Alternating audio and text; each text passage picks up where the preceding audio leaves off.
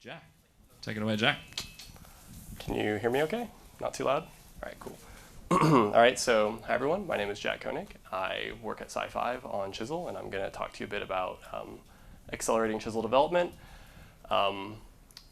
Most of this talk is for people who are interested in Chisel, but the first part will be an introduction for the many of you who probably have no idea what I'm talking about. So hopefully that'll at least be a little interesting. Unlike Mike, there's a lot of code here. Sorry, guys. All right, so first, what am I talking about? I'm going to give a little background for those of you who are wondering, what is this Chisel thing? I'm going to talk about what's new for my handful of Chisel users here, talk a bit about development changes. Mike kind of alluded to a lot of them, so I'll mention some of that. And then I'll give a little taste of what's to come, and then that's about it. So, well, wrong way. So, and sorry, this is my first in-person talk in like 4 years, so I apologize for the cobwebs. So what is Chisel? It's a backronym for constructing hardware in a Scala embedded language. It's a domain-specific language where that domain is digital design, kind of like Verilog, right? It is not high-level synthesis nor behavioral synthesis. It is a generator, which I heard Mike say several times. Hopefully some of you are familiar with that. But it's basically you write a program that when you execute it, it constructs a hardware graph which represents your design, and then you can emit Verilog. Now, it's embedded in Scala so that you have such things as parameterized types, object-oriented programming, functional programming, and static typing, things in modern language design, which is generally very popular in the software world, trying to bring that into the hardware world. And as I mentioned before, this is intended for writing reusable hardware generators. So a lot of times we say generator a lot, we say library a lot. The real key word here, though, is reusability. You're trying to write things once and use it multiple times. So a big question is, with Chisel is, can you write anything you can write in Verilog? And at least for digital design, the answer is yes. You can write Chisel basically the same way you would write Verilog. So here we have a FIR filter for my DSP people. In this case, this is kind of the generic drawing of one, and I have a simple version here of moving sum that's just summing the current value and the value from the previous two cycles, right? Nothing too complicated. We've got inputs, outputs, registers, and a little bit of logic, arithmetic, connecting it up. That looks kind of like Verilog. Yes, the syntax is different, whatever. Syntax doesn't matter that much. The basics of what you can express are the same. And it even has a parameterized bit width. Cool, just like in Verilog. And so this is, as I mentioned, a three-point moving sum. But what happens if you have more than 3 points? What happens if you have weights? You want to weight your averages in this filter. What you really want is a generic FIR filter. And so in Chisel, you can write, sometimes people call it software like Chisel. I prefer to say just parameterized generators. There's that word again. And now not only are we parameterized by the bit width, we're also parameterized not only by what the coefficients are of this filter, but also how many of them we have. So you can easily change what kind of filter you're building. And importantly, there is no difference in the actual performance of the hardware that comes out by the addition of these parameters. So that same moving three-sum filter I showed before, you can build just with this generic one. You can build other filters, a simple delay filter, or a much more complicated triangular impulse response. This is a very simple example, but the idea is that you can apply this across all kinds of things. So now, for those of you who are new to Chisel, sorry, this might be boring, but I'm going to talk a bit about what we've been doing, in the last year or so. So Mike alluded to this, or he was asked about source locators, and now I'm going to talk about source locators. What a great first slide to pick. We've always had source locators coming out of Chisel. This example here, the code doesn't matter too much. What I'm trying to highlight is I have two files. And because whoever wrote this code, me, is really bad at software design, I named them both the same thing. So we've got file.scala and file.scala. But they're in different directories. This one is in bar, this one is in foo. And the problem is, traditionally in Chisel, you look at this and you get, this line came from file.scala line 8, and this came from file.scala line 9. And you're like, what am I looking at? One of the connections is here, the other one is down here. So now, in Chisel 3.6, we have source locators that are relative to the path of your workspace. So you can see here that it distinguishes between the two different file.scalas. And as a bonus, there's also source locators on the ports, which we didn't have before. And those better source locators lead to better error reporting. So traditionally in Chisel, so here we have, whatever. Doesn't matter what's going on, but we're extracting a bit and we're concatenating it with another one. But the problem is we're extracting bit 8 because I'm always off by 1, and foo or bar is an 8-bit value, so start at 0, bit 8 is out of range. Oops. And you get this error, high index 8 is out of range. You do get the old source locator, line 10, kind of helps, but like not that great. Now, not only do you get a better source locator that includes column information, you also will get a printout with the source line and a pointer.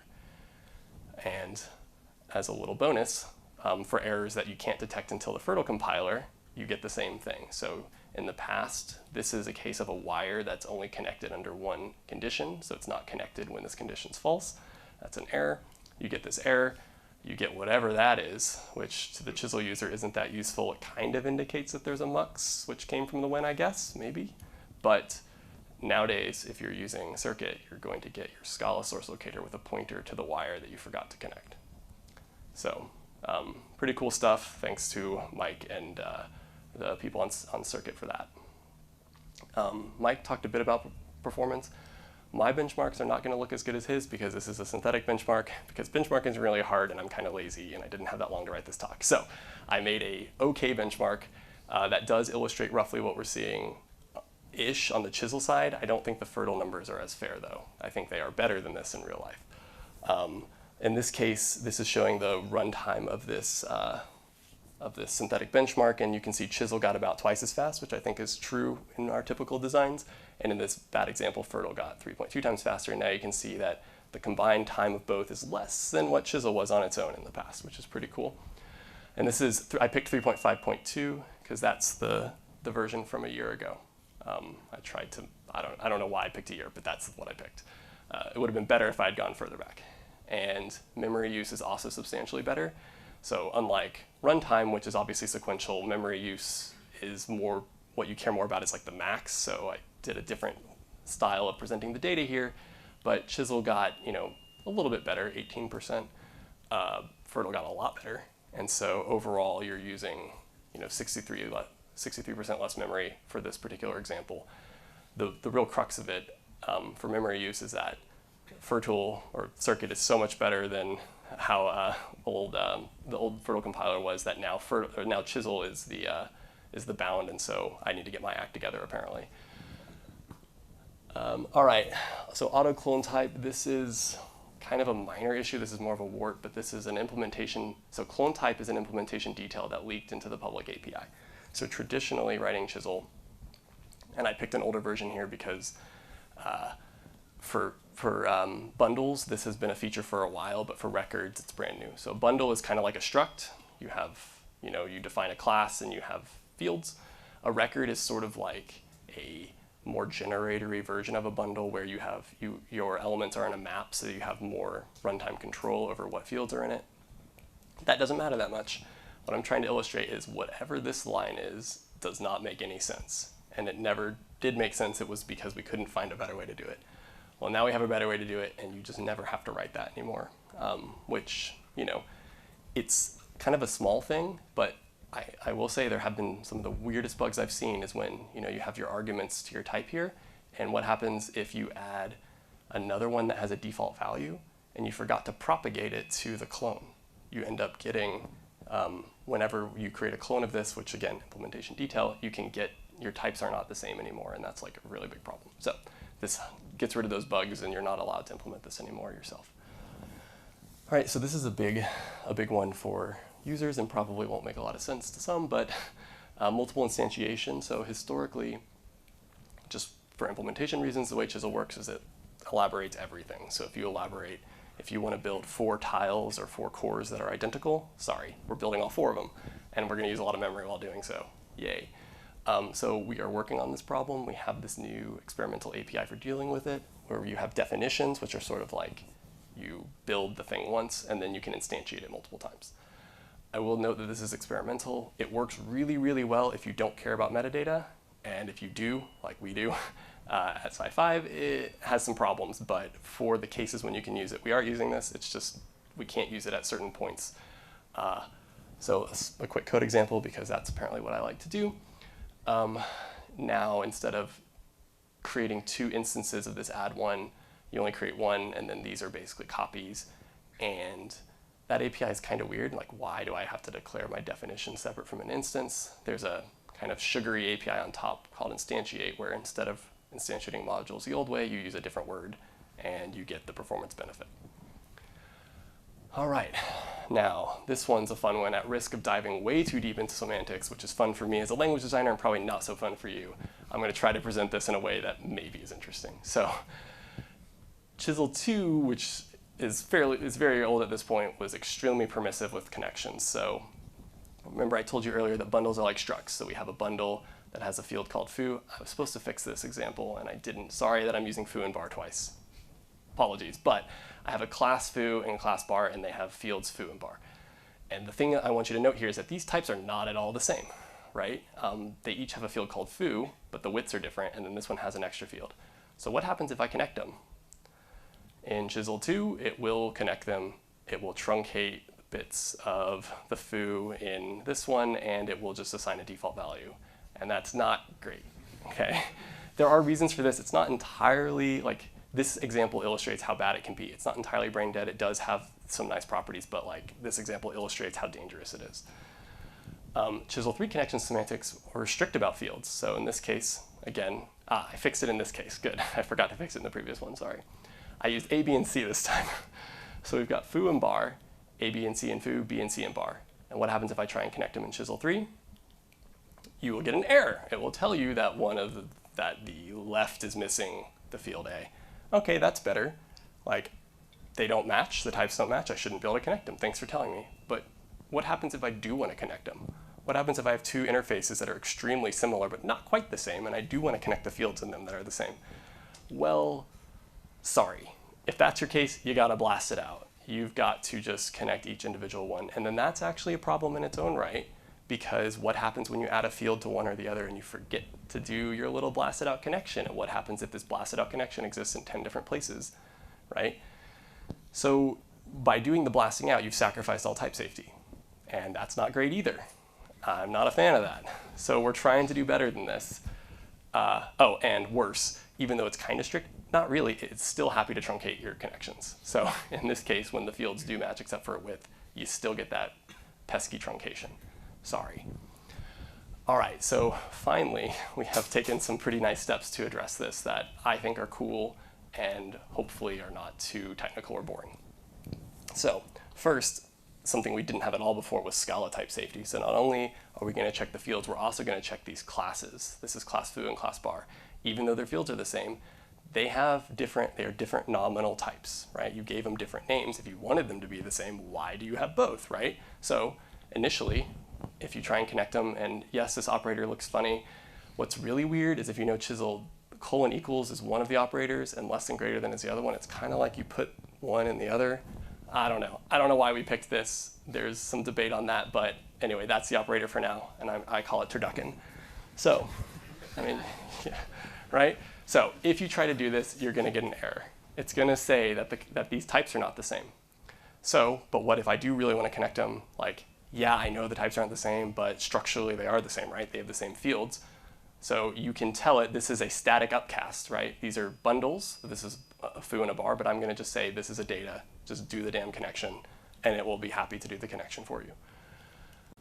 But also, so that was the Scala type safety, which you can upcast if you're trying to suppress it.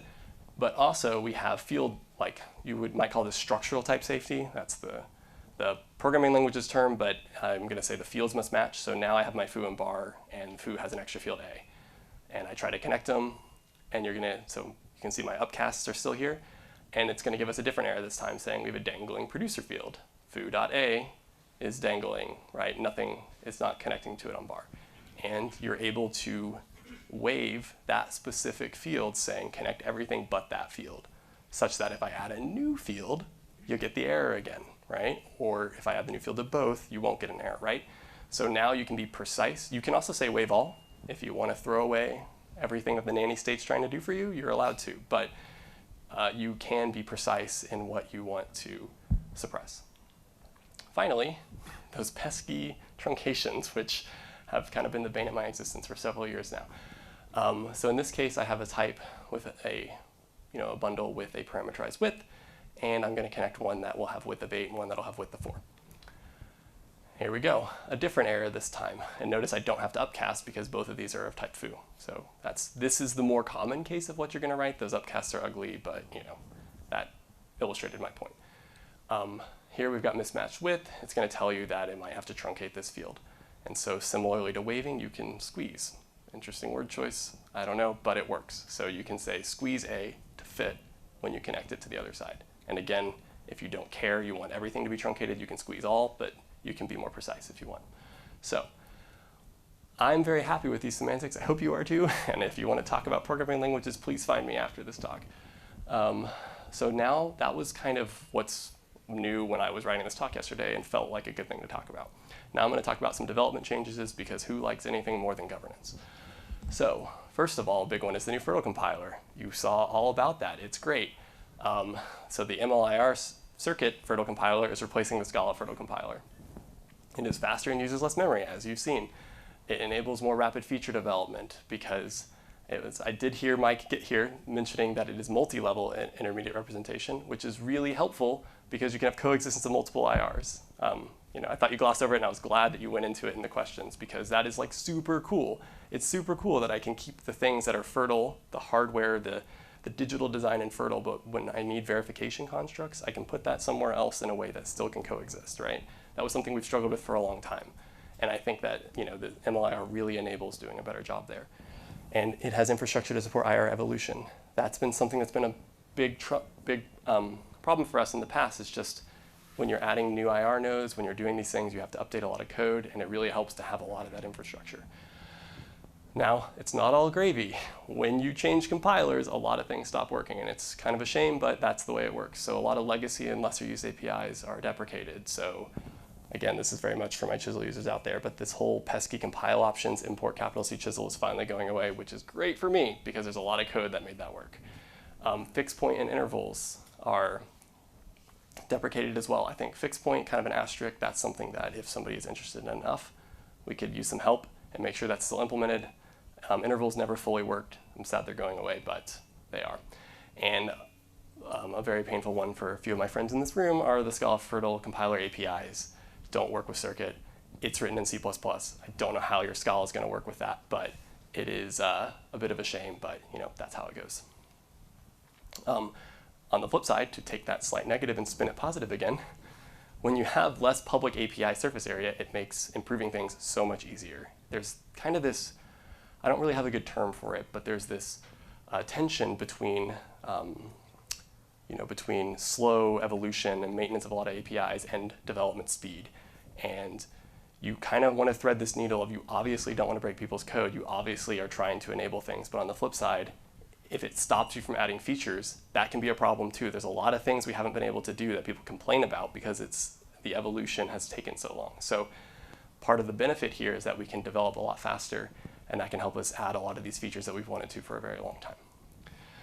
So I don't know, this is also kind of a total thing, but we're all of a sudden dropping the number, and from Chisel 3 to Chisel again, I guess. New name, Chisel 3 to Chisel. New artifact. We are finally changing from Berkeley CS to Chips Alliance, Chisel. So cool. New versioning scheme. We're adopting proper semantic versioning. After 3.6, we're going to Chisel 5. It represents a big step in the evolution of language, which is true. And it really does highlight that a lot of things are changing, and that hopefully by the end of the year we're on Chisel 10. I don't know, we'll see. Monorepo with a star. All in the past, if you've looked at how our code is organized, we had like 7 or 8 repos. I've been doing the releases for a while, and it's like, think about every time you have to update your CI. Now do that across 7 repositories and across multiple version lines on those repositories. Putting this all in one repo is going to make my life a lot better, let me tell you. So it already has.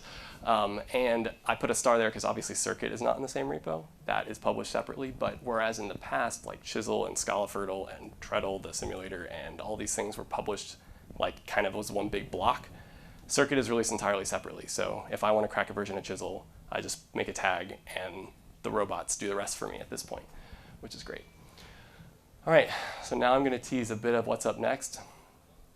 I have had it beaten to my head to underpromise and overdeliver, and so I'm not going to talk about this. This is only a little bit of what's coming because this is the stuff I can promise is happening right this second. There's a lot more going on, but I'm just going to talk about what you can even see open PRs for at the moment. So constant types. This one feels not that exciting, but it does have some nice use cases. So there's, for anyone who's used Chisel or, I don't know, built hardware, when you have async reset, you need to reset it to a literal value, right? There's important physical design constraints for how you reset things when your reset is asynchronous. But historically in Chisel and FIRRTL, the checks are kind of haphazard, and const types make this support a lot more flexible. So here's an example that currently doesn't work.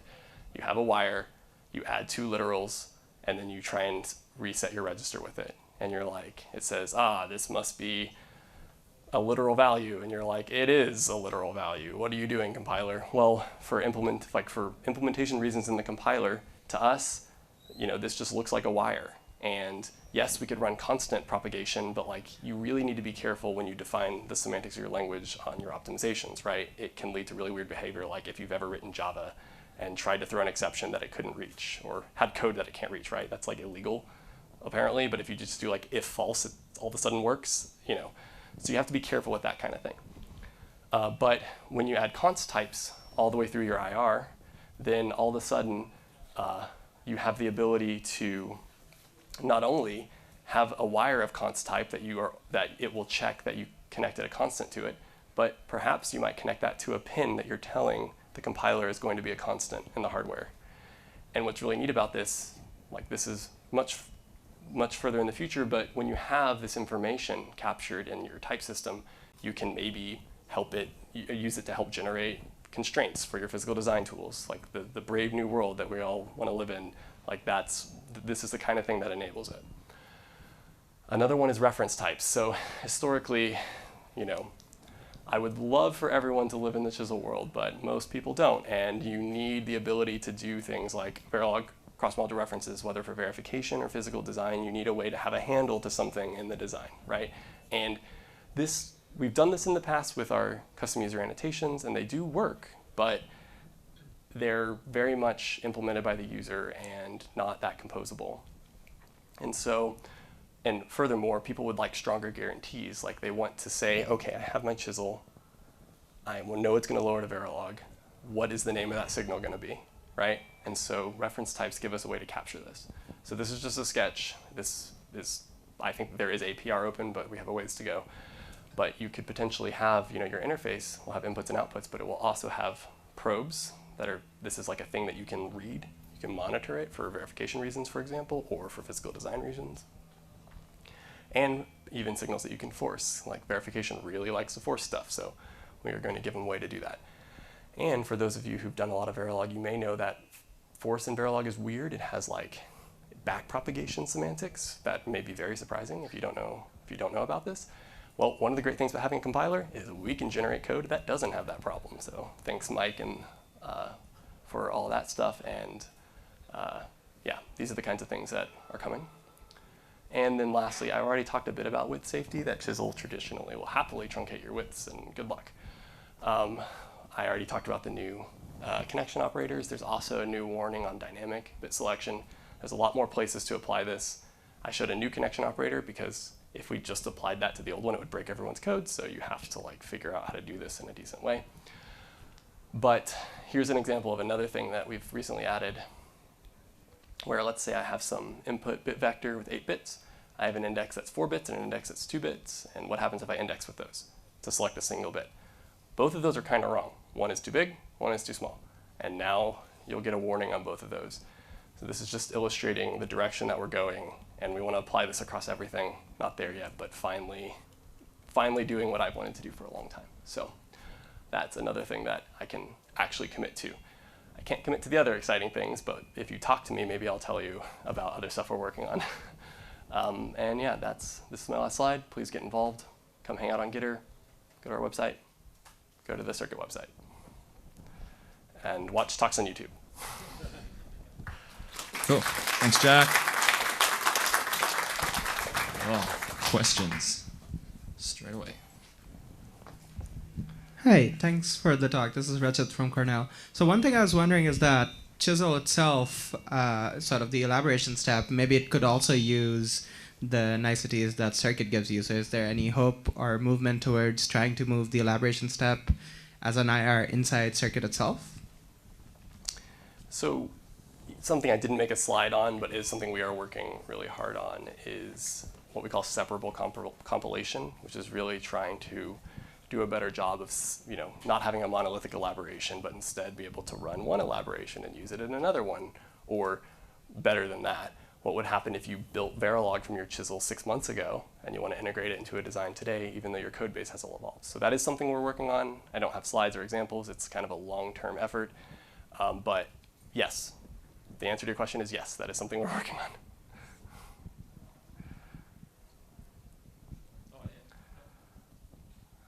Sorry. Another in the weeds question is Scala 3 got released last year.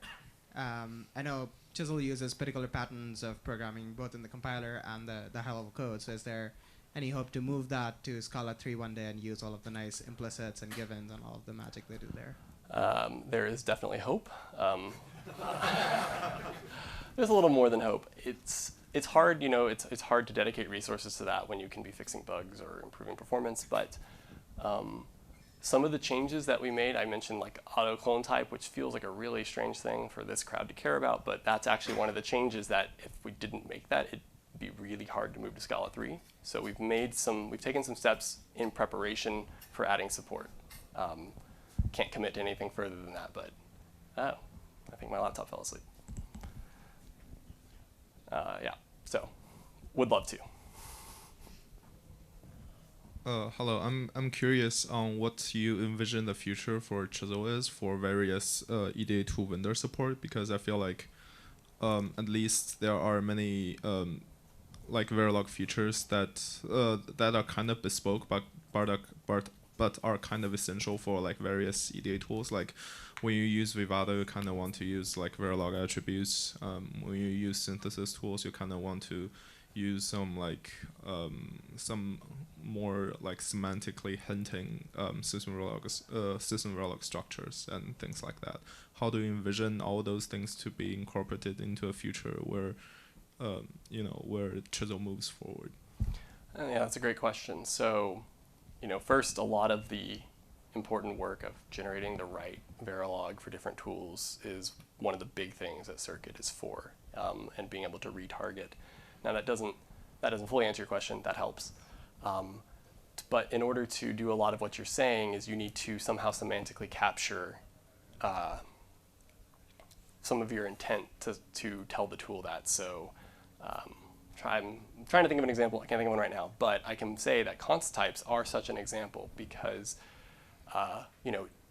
I've gotten many requests in the past, like, why does the reset value for an async reset register have to be a literal? Like, I can connect it to a port in my particular technology or on my particular FPGA, and you're not letting me do it. Well, const types are letting us capture the designer intent in a better way that then you could potentially with retargeting or with, like a I don't know, Vivado specific emission mode for CIRCT, you could potentially capture that. So a big part of how we want to do this is by figuring out the right higher level concepts to capture in your source code and describing how those lower down to Verilog with potentially an attribute, right? Or with, your little tickle file to tell the synthesis tool what you need it to know. So yeah, the thing that we need to do that is this IR evolution, because we need to capture that intent in the IR so that we can emit it. So that's part of why we're moving to the new compiler, is to do exactly what you're asking. I do also wonder, because currently Chisel doesn't really support generating Verilog containing some more recent system Verilog features such as like structs or even more recently interfaces. Do you have an estimate on, do you have any opinion on that, on whether or when they will be supported? I don't have a when. The whether it is partially supported, and you can turn it on in CIRCT today. You can turn on aggregate preservation. This is actually, turns out, really hard to get right, and worse for us is when you have a lot of legacy code linking against your Verilog, they don't expect it, and then their scripts break. But yeah, you can turn this on today. I think there's still work to be done because we aren't capturing, for example, parameters that you might want in the Verilog type yet. But when it comes to lowering your Chisel bundles to Verilog structs, I believe that works today, and you can turn it on in CIRCT. So --help, check out aggregate preservation. It's pretty cool. Sorry, I have one last question. I'm kind of curious on how Chisel envision like moving forward, how it will integrate with existing verification frameworks, both with things like formal tools and with things like UVM.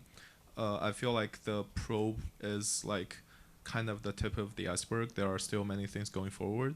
I also noticed that some of these special things seem to be importing from like a Sci5 enterprise header, which I assume is not open source. I'm kind of wondering what your comments are on these issues. Yeah, so I think getting verification right is going to be a very long story or a very long path. But when it comes to integrating with like existing UVM, the thing that you need the most is predictability and lowering, so that you can connect your UVM to your interfaces and you have internal things to poke at. So the probes and better lowering to structs, or at least a better defined lowering, will give the ability to work with UVM as it exists today. You mentioned the Sci5 internal stuff, which I'll talk about.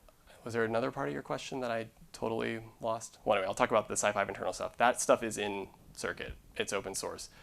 The reason you see Sci5 Enterprise whatever is because when we first implemented this, it was an extension to the FIRRTL Compiler, and it was internal. It wasn't necessarily internal because it was secret or anything. It was more that the code was really bad, and it wasn't necessarily up to snuff for maintaining for people because, you know, we all have limited time, and I can only fix so many bugs. But all of those are just in CIRCT. So when you see like Grand Central now or whatever, that's like in CIRCT. It's not a published API because, again, the support's kind of weird. The semantics are kind of odd, and that's what probe is. Probe is like literally replacing a big chunk of that because we're done supporting the weird API and we want to make it first class. So a lot of the features you're seeing coming upstream into Chisel are perhaps doing those weird internal things right.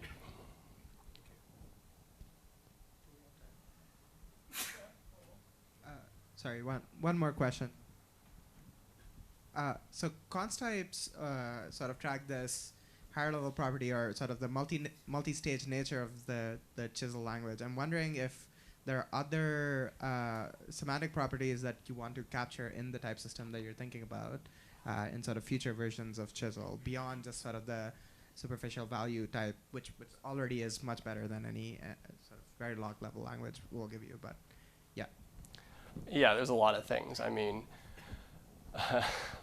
you know, part of the great thing about being a generator language embedded in a general purpose programming language is you can do anything, and you have access to all kinds of type information. And something that we don't have today is you have your type in Chisel, and it captures so much richness, like TileLink or AXI. I was going to say ASCII. That's not a Verilog thing. AXI. You know, you can capture all of this really powerful information, and then you look at the Verilog we spit out and we just erased it all. You have to add things to the IR to capture that richness, and that's what we're doing. So const types are a very simple first example, but we are figuring out how to add things that may not necessarily affect the Verilog directly, but are important metadata, like the register map that you have in your design. Can you capture that in your type?